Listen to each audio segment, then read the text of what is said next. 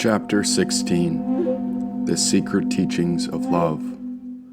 The weight of one sword is much to bear. Even as I held two, I could manage. But as soon as those 3 blades pierced my heart, my spirit was permanently damaged. My heart broke like never before, and the weight of those 3 swords pulled me down. I sank deep into the ocean, so deep until there were no other living beings around. Watching and waiting, the abyss began to flow, and then out of nowhere a great white light appeared when a grapevine started to grow.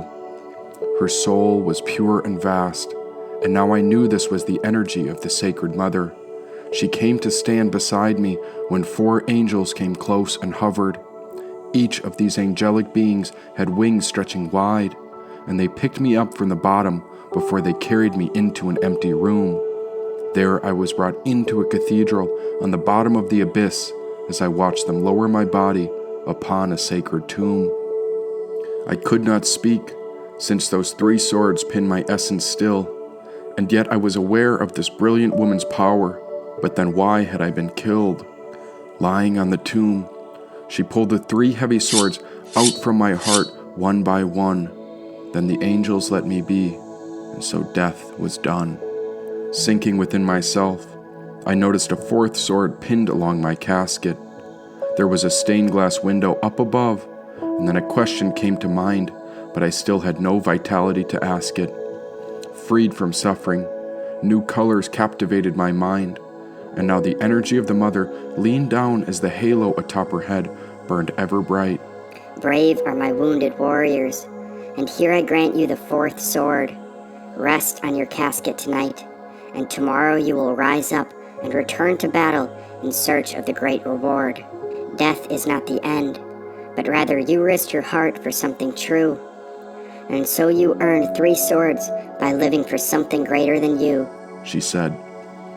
Now the 4 angels tended to my broken heart, and so they applied fresh cloth around my body and chest.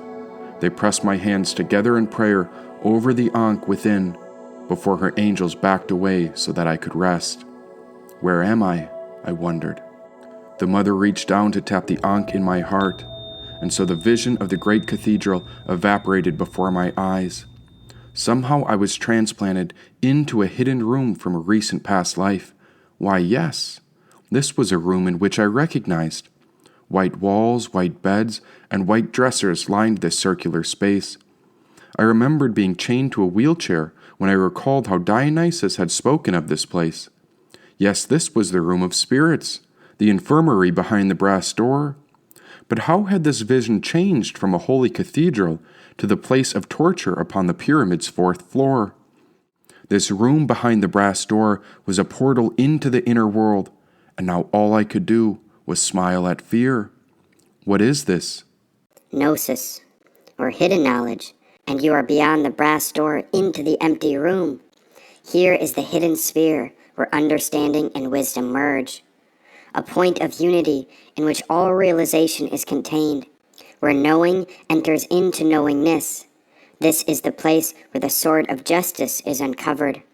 Here I found it in this abyss, which is the hidden balancing point where all secret teachings are revealed and discovered, she said. And who are you? Shekinah. Only when this great queen touched the ankh in my heart a second time did the brass door close behind us, when I realized the nature of this sacred tomb. This was the path of mystery, something like a paradox contained within 3 deep wounds.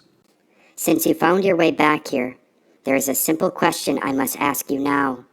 The way forward requires a devotion to this cause, and so the question I ask is in regards to how. Here you have attained perfect free will, but the question is, how will you put that free will to use? How will you proceed forward and relinquish the fruits of all your achievements? Will you work for humanity in cooperation with the world through the inner planes?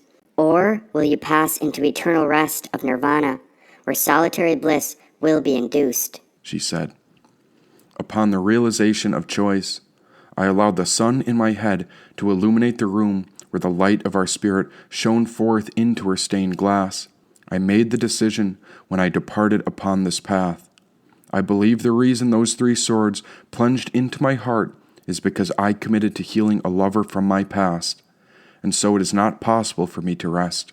And so I will relinquish the fruits of all my achievements to benefit the world in the spirit of unconditional love.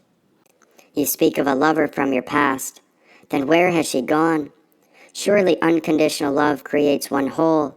But then why are you alone waiting for the rising dawn? What if you were called for something bigger? Does anything else come to mind? I wonder if there's a way to find mystical union. Now wouldn't that be something worthy to find? She said. The union I found in her came through the moment. It was an instant when I saw the jewel of life deep within her eyes, and so I must continue onward to heal what has been wounded, no matter what efforts I must try. And this lover you speak of is one of my empresses, and yet she seems to have left you high and dry. Would true love abandon you with a broken heart? Or is it she who should put forth the effort and give unconditional love a try? You gave her your very best, and still she continues to buzz and bumble. If only she realized that this light is the force behind her evolution, oh, then she might remember to be grateful and humble. Empresses always seem to be open to new advances, wondering when the next partner will sweep them off their feet. They constantly crave new attention, and this continues the cyclical nature of separation, and so her dating patterns always repeat. Love is not about what separate partners do, but rather it is who we are and how we grow together. There are no conditions stating, I love you if you love me, but rather unconditional love is the root of who we are forever. Keep your heart open. Let the sun shine in your head and remain wakeful. Remember, even a broken heart can be useful. It reminds us that everything changes, and so even a broken heart has a reason to be grateful, she said. Lost and dejected, I gazed into this great mother's eyes. What a fool I was to risk my heart, but still the spark I felt for the Empress was not a lie.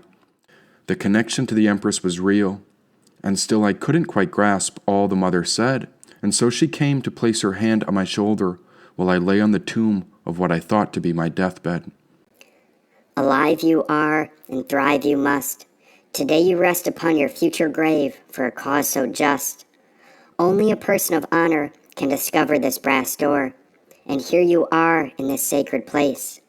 And that is why I alone have come to revive you, as I welcome you in the arms of my loving embrace, she said. A moment ago I felt used by the Empress, but now the Divine Mother kissed my hand when I found the same immense energy I first discovered in union with the Empress. Next she raised the sword pinned along my tomb, and with the blade over my head, she tapped each shoulder, reuniting a bond back to all of my ancestors who had once found this knowledge. Initiation into the inner light. And now it's time you know. My swords are the sharpest steel ever created, and anything my sword touches, it destroys with one blow. Carry my swords onward, and know how the masculine principle provides the weight behind the blade, while the feminine principle is connected to the sharp cutting process. And with this sword, my warriors will be protected and unafraid, she said. But about that connection with the Empress, all I can call it is an honest and pure expression of true love. If it was all or nothing, then there's no moment I'd get rid of. I will choose that connection again and again, because that union intertwined my essence into one whole. I can still feel her with me, and so I speak the truth when I say that our time together created a union of two perfect souls. Hear me now, as this is the esoteric teaching concerning twin souls. It is well known to all observers of human nature that certain people seem to bring out the best in each other, which is the feeling you found as one whole. When two come together, each nature seems to blossom and become capable of greater heights than one could reach alone. And at the time, a wonderful joy and radiance pervades you both, since the spirit is tied together the same way a fine tapestry is sewn. Should you be parted from one another, both souls seem to droop and wither, and although time serves to alleviate the bitterness of the severance, neither soul rises to its full stature in solitude unless you are reunited with her. Life without this union may feel well below its normal level. Even the feeling of heartbreak draws a deep transcendent tie through each soul. Such people may even fancy that they are not two separate entities, but the halves of a single whole. This close sympathy and perfect bond between two such minds causes moods to find its reflection in one another, and so any grief can plunge both into sorrow, while a sense of joy or bliss can uplift one through another. Twin souls are well aware of these conditions, and there is hope of the highest union hidden within each heart. In order to realize this perfect union, the two souls must create a single whole together, otherwise everything falls apart. It demands complete abnegation of self, and even though two souls are capable of such selfless love, it depends on the effort of the total pair. If this union is to flourish, it is not enough that one should give completely and the other merely receives. Even if one individual should give his or her all, both must give what the other needs. Otherwise, a single sacrifice is futile, and herein lies the key to many of the problems of unreciprocated compassion. Mates who have twin souls seem to share the most beautiful experiences, and yet they can drive each other apart through the fires of immense passion. The bond of twin souls far surpasses that which is known as married love. Beautiful and profound as it is, the companionship of marriage is built of 1,000 mutual needs, tenderness, memories, and sympathies. A twin soul connection is quite different. Two partners recognize each other right away, and so their connection transcends all other partnerships, and even if it fails, the bond of this connection will wait for another day. Such a strong bond is born full grown and cannot be regarded as a new birth. Rather, a twin soul union is the reincarnation of a passion that developed in the past lives when both souls first met upon the earth. Though the conscious mind may be ignorant, the unconscious aspect of the person remembers and claims its mate.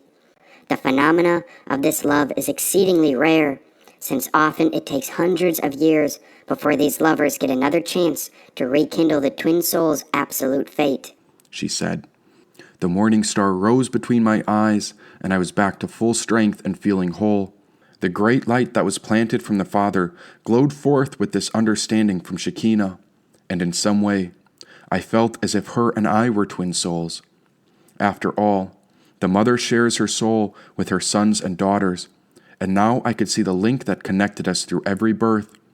I touched the Ankh in my own heart when her great white light changed into Isis, and I recognized her as the mother of rebirth.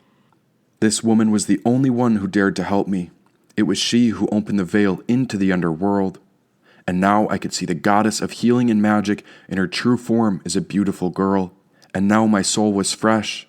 The spirit was tethered to her source of creation. Sitting upright, I took hold of her sword in my hand for the first time, and it felt like a jubilee of joy and elation. Mother, I have never heard of this teaching. Where does it come from? The Ida and Pingala schools are very different. In the Pingala, or Eastern schools, which is also called traditional thought, as the Father preaches, women are sometimes seen as inferior or less highly developed in every way. But in the school of Ida, or the West, the place you find yourself now, women are in union with man. We are the inspirer and the great guardian of such ideas, and this is the left-hand path I paved, said Isis. Bowing to Isis, she was the queen of the throne who wore the vulture headdress. Isis, I have come to you for a reason. Tell me the secret teachings, and I will make them available to all others without ever requiring a cost. Like the wind, I will whisper whatever you say, and even if others cannot hear this, I alone will not let the truth be lost. And so Isis spoke. I will expand beyond twin souls, as how love relates to all others. There are 7 planes of union, 7 aspects of how souls can come to find union together. The first plane of mating is the physical connection, and all it requires is interlocking of the male phallus into the female yoni, seen as subject and object, possessive or even trade. The patriarchy sees the first plane as a great seal of commitment through holy matrimony. The second plane takes place when desire is mutually inflamed. This could be seen as lust or yearning, as both experience a similar passion, yet no higher levels of deeper understanding or love are burning. The third plane of union depends upon emotional sympathy, a plane of the tender affections beyond physical desire alone. Here we see the emotional side of our nature desiring things like protection, compassion, or an aim for the expression of its feeling and the fulfillment of how our separate needs can be grown. The fourth plane is that of the concrete mind, where a mutual fund of common interest and knowledge is shared. Both partners use their minds to create a single consciousness. And so it is through this replicated reaction where their lives are connected and paired. On the fifth plane, intellectual sympathy determines the union. Often twin flames are found here. Together they share ideals and principles as they come together into the sphere where the evolution of the united individual first appears. Becoming one together in the moment, they create a bond that stretches beyond a single life. And once fully formed, this bond brings them together from the ends of the earth as they feel a connection just as deep as any selfless husband or wife. This sixth plane is the first type of spiritual union, and it all depends upon the color of your inner ray. These souls are akin to waiting for each other, for this union is impossible between those of divergent colors, and so all other potential options of union fall away. The seventh plane is where we are all one, and one is all. No closer union is possible, for this is when a separate being answers the great work of their individual soul to answer their outright call. Together they are inseparable, and apart they are still united and whole, for nothing in all of eternity can stand between this body of immortality, since they are the very essence of our loving soul, said Isis. I stayed reverent to her feet when 22,222 lotuses bloomed before my eyes, and in that instant I knew everything was perfect when tears of joy spilled onto her flowers when my bliss came out to cry. This secret knowledge goes on to recognize two types of ties that draw souls together and binds them in a common fate. The first connection is a karmic tie, which is rooted in attractions and experience in past lives. And the impact of this connection is how any two lovers relate and mate. Remember, only an emotional bond can link two hearts, and so emotional connections do not exist below the second plane. The influence of union is proportional to the intensity of the emotional, mental, and spiritual experiences, while karmic ties tend to be based on a give and take exchange. Contact over time creates connection, and karmic ties are known to increase in strength. But if one partner evolves onto higher planes, it may feel to the other as if they've been kept at arm's length.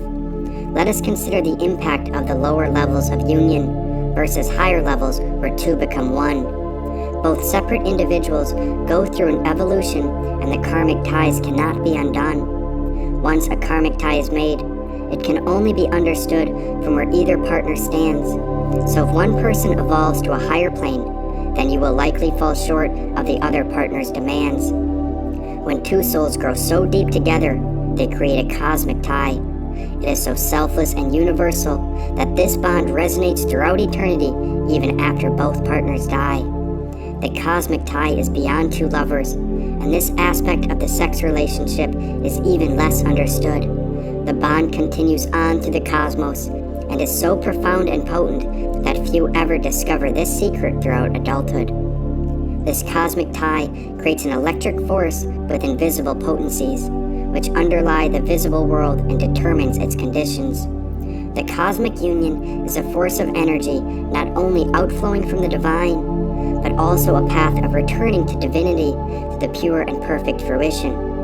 As the female holds the darkness in the womb, the male vehicle offers the positive spark, and the function in the partnership creates a circuit to be joined together where current flows into a cosmic arc. When this energy is connected, it bridges an ultimate link back to the divine, and this force can only be summoned when two people of equal spiritual measure are aligned, she said. Looking into her eye, I saw that I myself, as her initiate, reflected the supernatural mode of consciousness into the mirror of the unconsciousness where my own spiritual transformation took place. Lastly, there is the case of mystical union, where one person forms a link to a partner who dwells not in a body, and so the spiritual essence merges into the living being where both souls will be embodied. This connection creates immense potency, and its power ranges from that of a hurricane to a simple electric spark. Like the sun shining through an endless gap, this power alone can bridge the gap between divinity and the endless dark. Mystical union is not a simple task, as it's like harnessing lightning through thin air. These cosmic forces must be rightly understood and employed before they are to be shared. The potency of this mystical link is stored within the life force of the man, because only the creative potential of semen can transfer this energy, and this is the source of where all life first began. A cosmic tie at its essence is a mystical union. This understanding realizes how all energy is sacred and divine, whereas the human body is mere vehicles for the energy of our ancestors, which continues to align. Be it karmic or cosmic, the bond created is proportional to its devotion and weight. If at any time union is broken, then the tie is cut off while the heart also breaks. The deeper the connection, the more two people will crave that union which made them whole, and no matter where the other half wanders, they will always remember the moment where they were one united soul. Healing occurs through love, and love grows upward through the 7 planes. Each single life is but a stage upon the soul's journey, while only the evolution remains. All healing is growth, and the source of life is all love. Sexual union is the divine link between the lowest planes of life below and the highest divinity above, she said. Our gaze was locked when she pulled me inside of her, where two became one. Impossible to describe, a mystical union had begun. Connected to her forever, she had sight from within my eyes. I could hear her watching each and every thought, and now I understood that this is the place I would return once the body dies. Upon the realization of spiritual union, the senses will shift from the personality to that of the all. The senses of the I, or me, will reach beyond birth and death, where all matters of suffering will be absolved. Everywhere you ever look, find us reaching out. In essence, this mystical union of our oneness is the initial link to reunite all souls as one cosmic whole. This cosmic tie is the definition of unconditional love, and our bond is even more powerful than the mightiest republic. There's no greater union than this, and so justice is what our love will look like in public, she said. One with Isis forever. It was her eyes that held the secret of his soul. All the energy that ever came into form first passed through this great woman's control. In mystical union, we do not choose our partners, but rather we offer ourselves for service to the masters of inner planes. And by my sword, you are now connected to my divinity, and this is the height of the highest union's aim, said Isis.